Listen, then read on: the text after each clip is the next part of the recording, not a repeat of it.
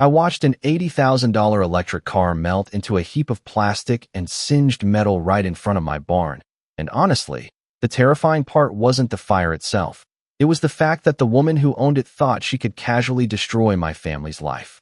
This whole mess started with Victoria Sterling, the self-proclaimed queen of the Aspen Crest Homeowners Association, the suburban Karen from the depths of entitlement, who decided her pristine white Luminar Z belonged parked across my working farm gate every single morning for 3 relentless weeks. She cost me over $40,000 in lost farm sales, all while sitting in her luxury chariot, sipping lattes, and smirking like she was single-handedly saving the world from the horror of Central Texas agriculture. If you're watching this story about how I, a third-generation farmer, had to literally light a controlled brush fire to toast a rich lady's fancy imported car just to save my daughter's life, drop a comment and tell me where you're watching from. Because what happened next taught this utterly entitled woman a lesson that some folks only learn the hard way, that you never, ever back a country father into a corner. Some lessons, my friends, can only be learned through fire. It was a Monday morning, 4:45 a.m., and the air was still cold and damp with the pre-dawn quiet, and I was preparing to haul my biggest hay and feed shipment of the season to market.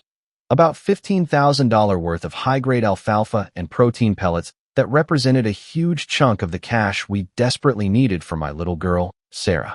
I'd just hung up with Dr. Elliot Reed, her neurosurgeon, who'd calmly, clinically reminded me about our shrinking timeline, using that quiet, measured voice that doctors employ when they're trying not to scare you, but are absolutely terrifying you anyway. My hands were still shaking from that conversation when I walked out to fire up the old GMC Sierra, and that's when I saw her. This woman, mid-40s, stepping out of that gleaming white Luminar Z like she was walking the red carpet instead of standing on a dusty county road. She had that sharp, expensive haircut, a cashmere suit that probably cost more than my mortgage payment, and the kind of blinding confidence that comes from never having to worry about where your next utility bill is coming from. "Excuse me," she called out, marching toward me with a clipboard tucked firmly under her arm, looking for all the world like some kind of official government auditor. "I'm Victoria Sterling, chairwoman of the Aspen Crest Property Owners Association." She dismissed my prize-winning beef cattle, who were simply minding their own peaceful business, with a sharp, condescending wave of her hand. "These animals are producing an unbearable odor that is fundamentally disrupting the quality of life for our community. The machinery noise at these ungodly hours is preventing our residents from obtaining proper, restorative rest." I just stood there, my mind spinning, trying to process this surreal assault while this lady continued her rant about how my family's 3-generation Texas ranch, which predated her neighborhood by about 70 years, was somehow ruining her day. She didn't ask about my family's work, didn't show the slightest curiosity about why I might be up before dawn, busting my back to keep this place running. Just pure, unadulterated entitlement wrapped up in Italian leather shoes. The worst part wasn't her attitude, though. It was the timing, the surgical precision of her cruelty. $15,000 in product was sitting right there in the barn, already sold and scheduled for pickup by the wholesaler. That money was earmarked for Sarah's spiking medical bills, part of the desperate scramble to hit our $95,000 goal. But Victoria's Luminar Z was positioned perfectly, a luxurious, electric-powered roadblock across my only route out. "Ma'am, I truly need you to move your car," I said, trying to keep my voice low and steady despite the wave of rising panic. "I have a delivery that needs to be met, and time is exceptionally critical right now." She looked at me like I'd just asked her to roll around in the mud with the hogs. "Well, I'm certainly not moving until we resolve this egregious agricultural nuisance issue," she declared, planting her feet firmly. "I will be here every morning at this time, commencing my official oversight duties, until you agree to fundamentally relocate these disruptive ranching activities." That's when it hit me like a physical blow. This wasn't just an inconvenience or a temporary tantrum. This was a calculated financial disaster. $15,000 in feed was sitting there, losing value by the hour, and the wholesaler wasn't going to wait forever. I tried explaining that this was my livelihood, that I had commitments, but Victoria just kept talking over me about property values and community standards. She even pulled out official-looking paperwork, a stack of bureaucratic jargon about quality of life assessments and covenant oversight. I didn't understand the legal language, but I understood the threat perfectly. She was going to park that absurd car right there every single morning until I gave up, admitted defeat, and sold the land my grandfather built with his bare hands, the land I was now fighting to save my daughter's life on. As I watched Victoria Sterling settle back into her car with a satisfied, chilling smirk, pulling out her enormous phone like she had all the time in the world, the sheer, crushing weight of the situation crashed down on me. Sarah was lying in a hospital bed 40 miles away, her fragile brain activity being monitored by a symphony of beeping machines. Dr. Reed had been crystal clear. Any more delays could be fatal. Every lost day, every lost shipment, was another day closer to losing my little girl forever. And now, this stranger, this entitled suburbanite who'd never broken a sweat in her life, was going to cost me a fortune just to make some petty point about her perfect neighborhood aesthetic. "You think you're clever, lady?" I muttered to the gleaming monument of arrogance that was the Luminar Z. "You just picked a fight with a desperate father, and that, I promise you, is the most dangerous kind of person on this earth." Little did Victoria Sterling know, she was about to learn that lesson in the most combustive way possible. True to her monstrous word, Victoria showed up every single morning at exactly 4:30 a.m., precisely when I needed to get my daily shipments out. That first week felt like watching my daughter's chances slip away, one truckload at a time. I'd hear that silent electric hum of her car rounding the bend in the pre-dawn darkness, and my stomach would drop, knowing another day's worth of crucial earnings had just vanished. She'd park that pristine white machine perfectly, then settle in with her noise-canceling headphones, her designer coffee, and her phone, looking like she was enjoying a scenic retreat instead of enacting a slow, cruel execution of my family's survival plan. By day 3, she'd even brought a folding teak chair and a small Yeti cooler, making it painfully clear this was not a temporary tantrum. This was a calculated siege. The financial damage hit us like a freight train. That initial hay shipment was the start. I lost $22,000 in sales that first week alone. My regular milk deliveries to 3 major Austin restaurants had to be canceled. My organic egg and vegetable CSA orders were forfeited when the produce spoiled in the barn. The timeline pressure was crushing. We were down to 3 weeks before Sarah's critical surgery deadline, and I was still $55,000 short. Every morning, I'd call Dr. Reed with another flimsy excuse, another apology, another desperate plea for more time. "Adam," he'd say, with that patient, firm tone of a man who understands human suffering but must adhere to medical reality. "Sarah's condition is deteriorating. The swelling in her temporal lobe is increasing. We cannot postpone this much longer without very serious, permanent risks." Those conversations were gut-wrenching, like being kicked in the ribs by a brass-knuckled fist. I'd hang up and see Victoria sitting there, likely checking her stock portfolio, utterly oblivious to the fact that her little protest was, quite literally, costing my daughter the chance to live. Sheriff Ben Carter showed up on day 5 after I finally swallowed my pride and called the authorities. Ben and I grew up together, and he knew about Sarah's fight from the community prayer chain. "Adam, I wish I could help you truly," he said, taking off his hat and looking miserable. "But the law is complicated here.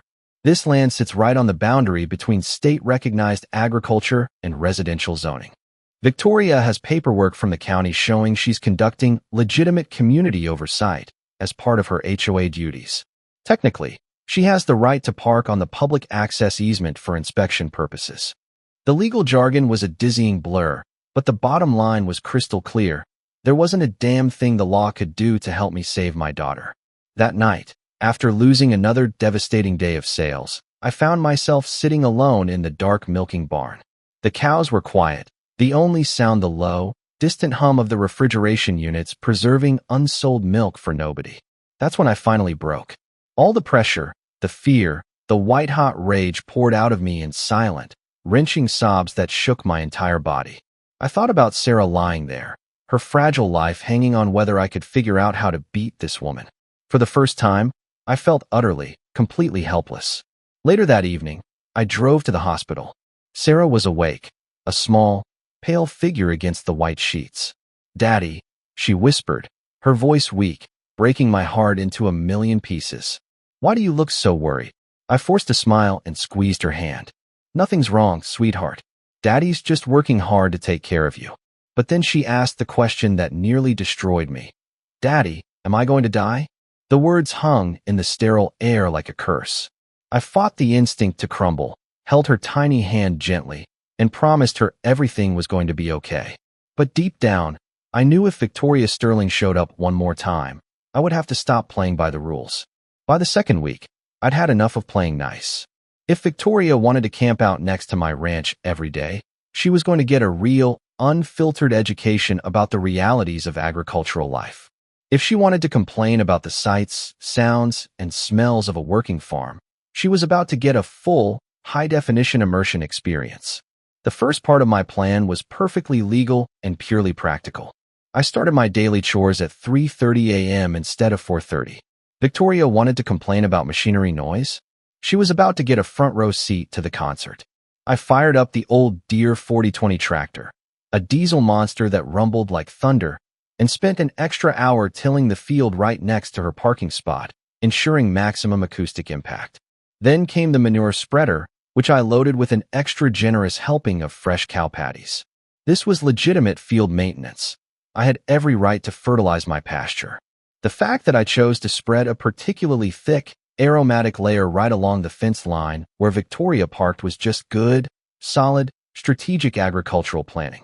Within 3 days, Victoria's Luminar Z looked like it had been through a barnyard war zone. My free-ranging Rhode Island red chickens, all 30 of them, had discovered this shiny, warm, white object in their territory and decided it made an excellent new perch. Chickens, as any farmer knows, have absolutely no respect for luxury European automobiles. They roost on the hood, the mirrors, the roof, and, well, they left their little calling cards wherever they happened to be roosting. The pristine Tesla quickly became a modern art project painted in brown and white splatters. The smell of fresh manure mixed with chicken droppings created an aromatic cloud that hung around her parking spot, like a pungent fog of rural reality. Victoria's attempts to maintain her dignity were almost comical. She started arriving with industrial-strength air fresheners, a gas mask-style respirator, and tinted safety goggles. She looked like she was preparing for chemical warfare instead of sitting outside a family ranch. The irony was rich. Here was this woman who moved next to agricultural land, now complaining about agriculture. Every morning, I watched her meticulously clean off the car only to have my flock immediately reclaim their favorite roosting spot. The cleaning bills alone must have been costing her hundreds a week. But Victoria wasn't about to give up. On Thursday of the second week, she made a phone call that changed the game entirely. I was finishing up the morning milking when I saw a convoy of official vehicles rolling up the drive. City inspectors, environmental compliance officers, agricultural safety officials. Victoria had called in every bureaucratic weapon she could find. They had clipboards, cameras, measuring devices, and attitudes that screamed they weren't here to help. The inspection lasted 6 grueling hours. They nitpicked every detail, from water quality to noise levels, while I followed them around, trying to stay calm and thinking about Sarah. Victoria, in her malice, had found every obscure, outdated, or impractical regulation that most working ranches ignore. When the inspectors finally left, they handed me a stack of citations that made my blood run cold. $32,000 in fines for violations ranging from improper feed storage to excessive noise during restricted hours. She had found a way to financially bury me while staying completely within the bounds of the law. That evening, I sat in the hospital waiting room, holding the citations, my hands shaking uncontrollably. Dr. Reed found me there. "Adam," he said quietly, his face serious. "Sarah's seizures are getting worse. The swelling is increasing rapidly. We need to move the surgery up. We really can't wait much longer." I drove home that night with a cold, focused anger I'd never felt before. Victoria Sterling thought she could use the system to destroy my family. But she had made one critical, fatal mistake. She had underestimated what a desperate father will do to save his child's life. I had one card left to play, and it required everything I'd learned in 41 years of farming in Texas. The weather forecast was calling for dry conditions and steady winds. Perfect conditions for what we farmers call a prescribed burn. The third week brought Victoria's most devastating attack, and it coincided exactly with Sarah's greatest need. Tuesday morning, I woke up to find not just Victoria's Luminar Z, but a city compliance truck and two official-looking sedans parked along the road. This was the coordinated, final assault. Victoria stepped out, that smug expression firmly in place, accompanied by men in suits who announced they were implementing immediate operational restrictions based on the previous inspection. They handed me a legal document that felt like reading my own death warrant. All sales permits suspended. All livestock transport permits revoked. Mandatory environmental assessment required. Estimated cost of compliance, $50,000. Estimated timeline for approval, 60 to 90 days. I stood there reading this bureaucratic nightmare while Victoria watched with sickening satisfaction, believing she had finally won. The cruelest timing came that same morning, an urgent call from Dr. Reed. "Adam, we need to talk immediately," she'd said, her voice strained. Sarah had another severe seizure. Her brain swelling is escalating faster than we anticipated. We need to schedule the surgery within 48 hours. 48 hours. After months of fighting, it came down to 2 days.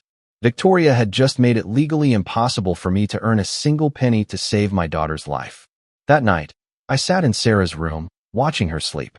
Around midnight, she woke and looked at me with eyes that seemed far older than her 16 years. "Daddy," she whispered. "I'm scared."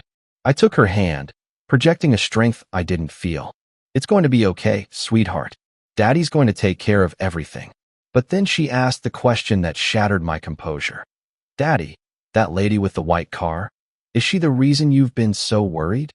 I couldn't look at her. "Don't worry about any of that, baby girl," I choked out. "Daddy's going to fix it." I drove home, and something fundamental changed. The desperation crystallized into a cold, diamond-hard focus.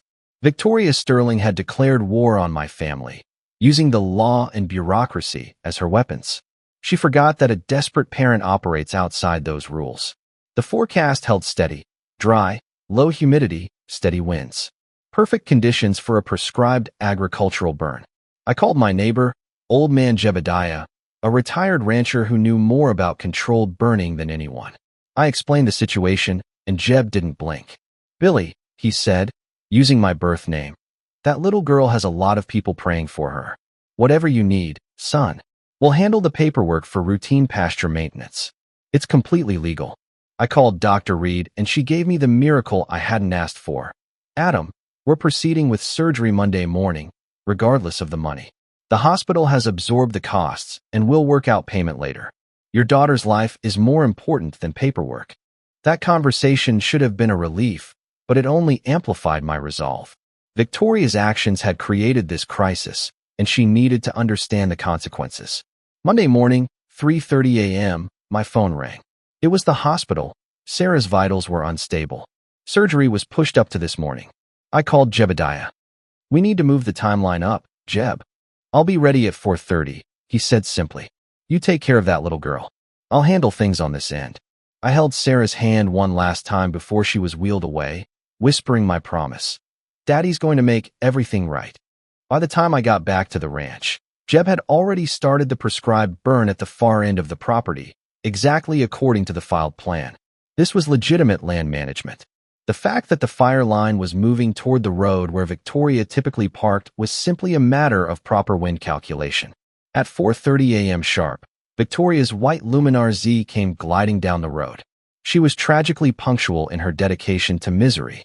She parked in her usual spot, blocking the gate, and settled in with her coffee.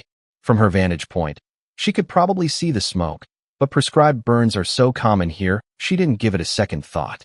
The wind conditions were perfect, pushing the controlled fire slowly but inevitably toward the road. At 5:15, she finally noticed the smoke was getting thicker and closer. She stepped out, the first signs of concern on her face. By 5:30, the fire line was within 50 yards. She looked nervous. She jumped back in the car, trying to start the engine, but that's when she discovered the fatal flaw in her siege strategy. The car's battery was nearly dead from running the constant air conditioning and electronics during 3 weeks of extended parking. The dashboard flashed warnings. The car barely had enough power to turn over the electrics, let alone move. The fire line was now 30 yards away. She could feel the heat radiating through the glass. "Help!" she finally shrieked, her arrogant composure completely shattered. My car won't start. Despite everything she'd done, I couldn't leave another human being in danger. I ran toward the flames, arriving just as the fire reached the road's edge. I found a heavy wrench in my truck and smashed the Luminar's passenger window, pulling Victoria to safety just as the heat became too intense to approach. We stood 50 yards away, watching as the prescribed burn completed its natural course. The Luminar Z, stranded in the middle of a legal agricultural operation, became an unintended casualty of Victoria's own stubbornness. The flames licked at the car, turning pristine white into blistered, bubbling black. The custom interior caught fire, burning with an acrid, chemical smell. Victoria watched in stunned, tearful silence as her $80,000 symbol of superiority was reduced to a smoldering metal skeleton. "My car," she whispered, tears streaming down her soot-stained face. "My beautiful car." As the fire department arrived to monitor the final stages of our completely legal burn, Victoria turned to me, and for the first time, I saw her, the person, not the monster. Gone was the entitlement, replaced by a devastating, genuine remorse. "I didn't know," she said quietly. "I didn't know about your daughter." "Her name is Sarah," I said, pulling out my phone and showing her a picture of my beautiful girl before the swelling started. "She's 16, and she's in surgery right now because you made it legally impossible for me to save her life." Victoria stared at the photo, and I watched something fundamental shift in her eyes. It was like seeing someone wake up from a long, selfish nightmare. "Oh my God," she whispered. "What have I done?" 3 hours later, I arrived at Austin Medical Center, bracing myself for the worst news. Instead, Dr. Reed met me with cautious optimism. "Adam, I have unexpected news. The surgery went perfectly, and all of Sarah's expenses have been completely covered. Someone made a direct payment this morning." I was speechless. The same woman who had spent 3 weeks trying to destroy me had just saved my daughter's life. It took me hours to piece together the truth. Victoria had stayed at the scene. Jebediah, being a man of few words but strong conviction, had filled in the details about Sarah's condition and our race against time. According to Jeb, Victoria stood there, staring at the smoking remains of her car, while he explained how her harassment had nearly cost a little girl her life. She drove home in a taxi, but not before calling the hospital and arranging to pay Sarah's entire medical account in full using the $125,000 insurance settlement she received for the totaled Luminar. She chose to use the money intended for her next luxury vehicle to settle my family's debt. A few days later, while Sarah was recovering beautifully, Victoria showed up at my barn gate one last time. She was driving a modest Honda Civic now, and she approached my door with the hesitant manner of someone who knows they have a lot to apologize for. "Billy," she said, using my real name, "I owe you more than just an apology. I owe you an explanation." What I learned changed my entire understanding of our conflict. She had moved to Texas 2 years earlier after her husband died of a terrible brain cancer. Her obsession with controlling the environment, with maintaining perfect order in her suburban paradise, was her desperate way of dealing with the chaos and helplessness she felt watching the man she loved die. My farm, with its noise, its smells, and its glorious unpredictability, reminded her of everything she was trying to escape. When she learned about Sarah's brain injury, it forced her to confront the grief and anger she'd been carrying. She resigned from the HOA, got rid of the luxury car, and began advocating for policies that would protect agricultural operations. 6 months later, I watched Sarah running through the corn rows, healthy and strong. The spot where the Tesla burned has been replanted with sunflowers that Sarah chose herself. Victoria stops by occasionally, helping with chores, and has become an unexpected advocate for farmers in the local community. Sarah is now talking about becoming a neurosurgeon, inspired by the people who saved her life. As for me, I learned that sometimes justice doesn't come from courts or lawyers or even perfectly executed revenge plans. Sometimes it comes from showing mercy to someone who doesn't deserve it. And sometimes that mercy unlocks something in them that was buried under pain, fear, and anger. The greatest victory wasn't watching Victoria's expensive car burn up. It was watching my daughter graduate high school and watching Victoria find a way to live with herself again. Sometimes the best revenge is simply giving someone the opportunity to become the person they were always meant to be. If you enjoyed this story, please let it be a reminder that everyone you meet is fighting battles you know nothing about. The person who seems like your worst enemy might just be someone who's lost their way and desperately needs help finding the path back to who they really are. I want to know, what's the most absurd, ridiculous thing you've ever done to teach a Karen a lesson? Did it backfire? Was it worth it? Tell me your story in the comments below, and let's talk about the fine line between justice and vengeance.